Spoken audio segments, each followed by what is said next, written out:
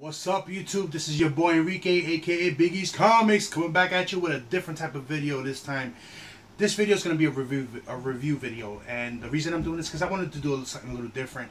I've heard about this book from a lot of people. They all gave me great positive feedback on it, but no one ever gave me the details on it and what they actually think of the video. They just said it's good. So I read the book myself, and I wanted to express my opinion and what I thought about the book. Spoiler alert: the book that I'm gonna review is this one here, Batman Europa #1. It's a 1 of 4 series, and if you haven't read this book yet, I just suggest that you just stop the video now and view it at a later time after you read it, because it is gonna be there's gonna be spoilers on this, because I'm gonna go through the book and plot things and things like that. So first we got Batman here, Europa #1. It's done by Matteo Casali and Brian Azzarello, and the artwork is done by the great Jim Lee. I'm not going to review any of the variants because it's straight up, I want the raw comic, the official issue. And off the bat, beautiful cover. You can't go wrong with Jim Lee's artwork. You got Batman on the cover, you have the Joker on the cover, and anytime those two on the cover, you just got to get it. There's people that collect just for having Joker on the cover, which is awesome. I'm one of those also. But I wanted to read it and see how the story progresses, how it is, how what makes this different than the other books that are out there right now. So as we go in, right away in the beginning, it starts off with Batman fighting the Joker. They don't tell you why he's fighting him. He's just in battle with him, and they're both bloody. The artwork on the first page is beautiful. And if you guys read most Batman books, he usually narrates his own. Batman's narrating the story, and that's how it starts off. And the first 2 pages, again, beautifully, and they're just fighting. They're not explaining to you why they're fighting yet. And even the artwork on these first few pages, I just find the artwork amazing. Jim Lee, really I think this is one of his better pieces right now. And the artwork sometimes is even distracting in the book. It keeps you away from reading because you're just admiring how the book, is laid out and how the book is drawn.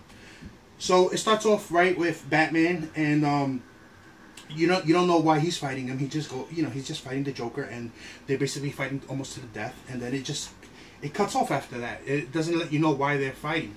So already you have a plot twist, and that's what makes making this book really good, because you don't know why they're fighting. And so basically, what the gist of the book, what I got so far, that's the ending, actually, the story, or somewhere down the line in the story, it's gonna lead to that beginning.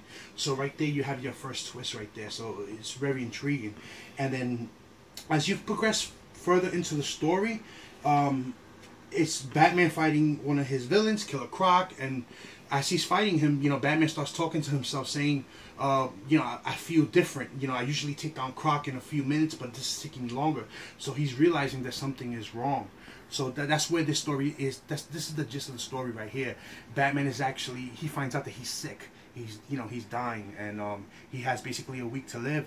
So as Batman being the greatest detective we all know, he starts investigating how this happened. So when he goes back to the Batcave, he realizes that not only is he sick, but somebody hacked the Bat computer.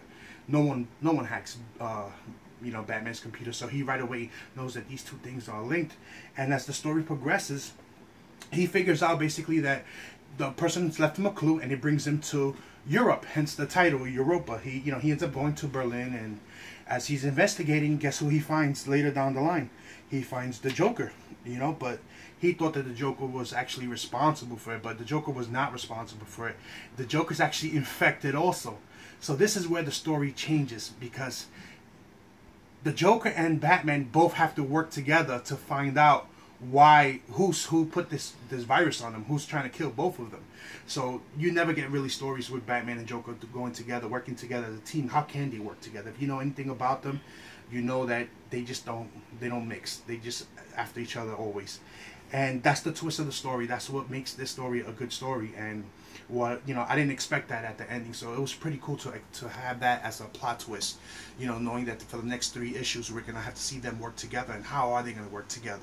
Those are my questions, and that's what I'm looking forward to reading. And another thing about this book that it makes it really good, especially for people that are not into really DC reading, because of the way they structure their writing, is that you could jump right into it. You don't have to know really the history. As long as you know who Batman is and the Joker is, you can jump right into it. There's no knowing his full history and things that's happened in the past. You don't really need to know that. You know, you can just jump right in because it's a standalone story. And that's it, guys. That's my review. I hope you guys enjoyed it. I hope you guys like this type of video. Please let me know your opinions, whether you like it, whether you don't. I would like to hear, so we can have some nice conversation on the story.